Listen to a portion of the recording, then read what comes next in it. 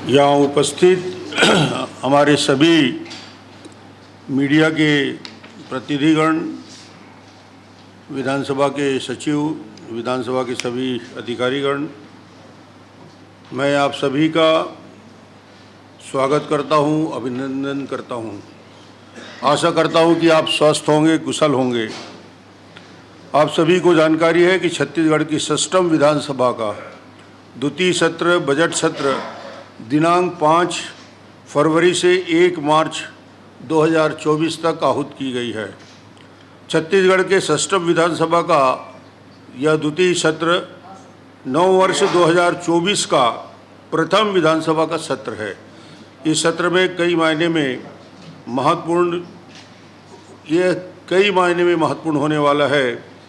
प्रदेश की नई सरकार के बजट प्रस्तुत किया जाएगा। सरकार के बजट के अनुसार छत्तीसगढ़ के विकास की दिशा तय होगी।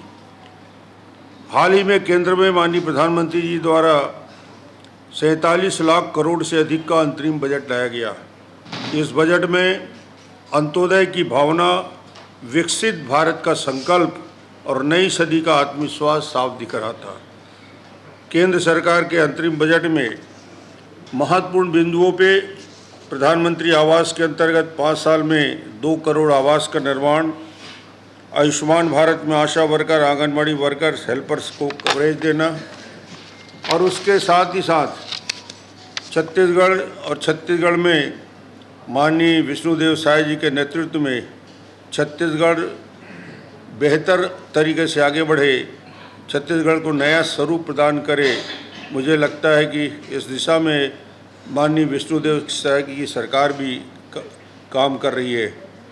मुझे विश्वास है छत्तीसगढ़ का ये बजट हर वर्गों के हित में होगा, जिसमें पूरे प्रदेश का विकास समाहित होगा। कुछ कदम उठाए जा रहे हैं जो पिछली सरकार में, पिछले विधानसभा अध्यक्ष जी के कार्यकाल में जिसको प्रारंभ किया गया था। छत्तीसगढ़ विधानसभा का डिजिटलीकरण का काम, देश अब विकसित राष्ट्र की ओर आगे बढ़ रहा है। हमारा प्रयास होगा कि छत्तीसगढ़ विधानसभा भी नई तकनीकों और नई परंपराओं के साथ जुड़कर एक विकसित विधानसभा के रूप में अपनी पहचान स्थापित करे। केंद्र सरकार के इस अंतरिम बजट के लिए माननीय केंद्रीय मंत्री निर्मला सीतारमण जी ने परंपरागत तरीके के बही खाते की शैली को हटाकर एक डिजिटल टैबलेट के रूप में अंतरिम बजट कागज रहित प्रारूप के रूप में प्रस्तुत किया। छत्तीसगढ़ विधानसभा में भी हम सब मिलकर प्रयास करेंगे कि सदन को भविष्य में पेपरलेस बनाया जाए। माननीय प्रधानमंत्री जी नवंबर 2021 में one nation one legislative platform के विचार का प्रस्ताव रखा था, जिसे पूरे देश में निर्बाध डिजिटल एकीकरण की आवश्यकता पर जोर दिया गया है। वर्तमान में नेशनल ई विधान एप्लीकेशन NEVA कार्यक्रम के तहत देश के विधानमंडलों को डिजिटल करने की दिशा में अहम कदम बढ़ाया जा रहा है, जिससे विधानसभा के कामकाज को पेपरलेस किया जा सके। पेपरलेस होने से सदन के कामकाज में सहूलियत होगी, इसमें कागज की बचत होगी, पर्यावरण संरक्षण में सहायक होगा। 25 वर्ष का युवा छत्तीसगढ़ आने वाले भविष्य में छत्तीसगढ़ में नई पहचान स्थापित करेगा। छत्तीसगढ़ 25 साल 2025 में छत्तीसगढ़ के निर्माण के बाद अपनी यात्रा के 25 वर्ष पूरे करने जा रहे हैं और इस 25 वर्ष में छत्तीसगढ़ आत्मनिर्भर छत्तीसगढ़ की दिशा में कैसे आगे बढ़े। और हमारा सबका प्रयास होगा कि 2025 में जब छत्तीसगढ़ 25 वर्ष पूरा करे, हम नई विधानसभा में प्रवेश कर जाएं और नए विधानसभा में हमारे बाकी गतिविधियां आगे बढ़े। मुझे लगता है कि हम सब का प्रयास रहेगा कि विधानसभा का डिजिटलीकरण करके सोशल मीडिया प्लेटफॉर्म के जरिए सदन के संबंधित सभी जानकारियों को आम जनता तक सरलता से पहुंचाया जा सके, इसके लिए प्रयास प्रारंभ होगा। इससे विधानसभा से संबंधित सभी सूचनाएं आसानी से पहुंचेगी ही, इसके साथ इससे प्रदेश की विधानसभा के प्रति आम जनों को जानकारी और रुचि में भी बढ़ोतरी होगी और पारदर्शिता भी बढ़ेगी। वर्तमान आम जनों को विधानसभा से सीधे जोड़ने के लिए छत्तीसगढ़ विधानसभा की वेबसाइट का संचालन कर रही है।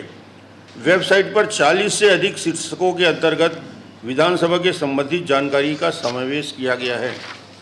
विधानसभा की वेबसाइट पर सत्र से संबंधित महत्वपूर्ण जानकारियां, दैनिक कार्यसूची, प्रश्नोत्तरी, विधानसभा की कार्यवाही, माननीय विधायक और पूर्व विधायकों के पते, माननीय विधायकों को प्रदान की जाने वाली सुविधाएं, सभा में उनकी उपस्थिति पत्रक, ऐसे महत्वपूर्ण सूचनाएं उपलब्ध कराई जाती है।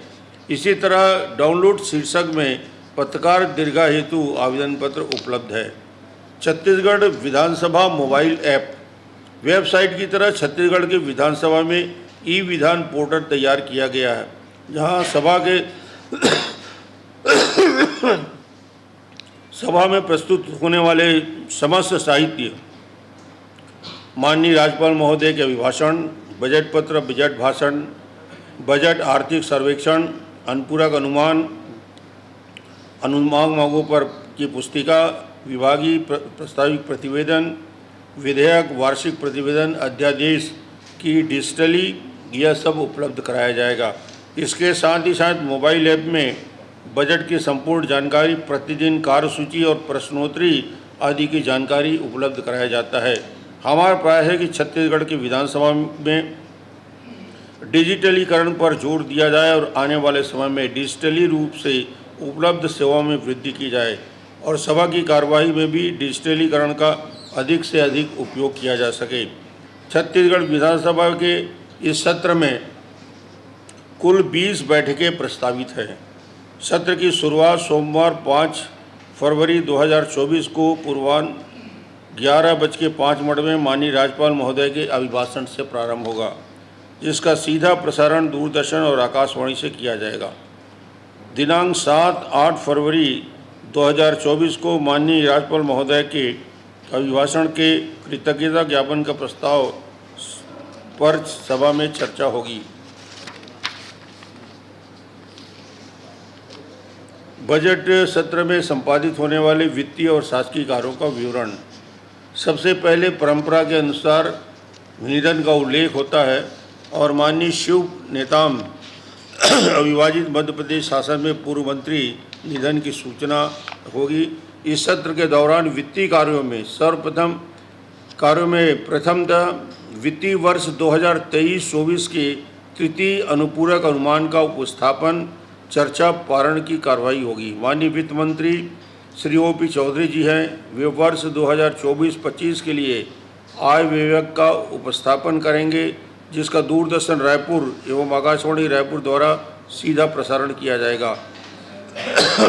इसके पश्चात तिथिवार वित्तीय वर्ष 24-25 के आय व्यय पर सामान्य चर्चा एवं विभागवार अनुदान मांगों पर चर्चा होगी। विभागवार अनुदान मांगों पर चर्चा एवं मांगों का प्रस्ताव स्वीकृत होने के बाद निर्धारित तिथि को आय व्यय की मांगों पर संबंधित विनियोग विधेयक पर चर्चा होगी। अभी तक शासकीय विधि विषयक कार्यों के अंतर्गत प्राप्त हुई विधेयकों की सूचनाएं जो हमें मिल चुकी है: छत्तीसगढ़ सिविल न्यायालय विधेयक 2024, छत्तीसगढ़ राजिम माघी पुन्नी मेला विधेयक 2024, छत्तीसगढ़ माल और सेवा विधेयक 2024। इस सत्र में माननीय सदस्यों द्वारा 2 फरवरी 2024 पूर्वाह्न की स्थिति में कुल 2262 सूचनाएं प्राप्त हुई हैं। अभी तक तारांकित प्रश्नों की संख्या 1134, अतारांकित प्रश्नों की संख्या 1128। बजट सत्र हेतु माननीय सदस्यों द्वारा प्रश्न प्राप्त करने की अंतिम तिथि गुरुवार 8 फरवरी 2024 तक निर्धारित की गई है। अभी तक माननीय सदस्यों ने कुल ध्यानाकर्षण प्रस्ताव की 10 सूचनाएं, नियम 2039 के अधीन अवलंबी लोक महत्व के विषय पर चर्चा की 1 सूचनाएं, अशासकीय संकल्प की 5 सूचनाएं प्राप्त हुई हैं। बजट सत्र के लिए अभी शून्यकाल की 6 सूचनाएं और याचिकाओं की 10 सूची प्राप्त हुई है। धन्यवाद।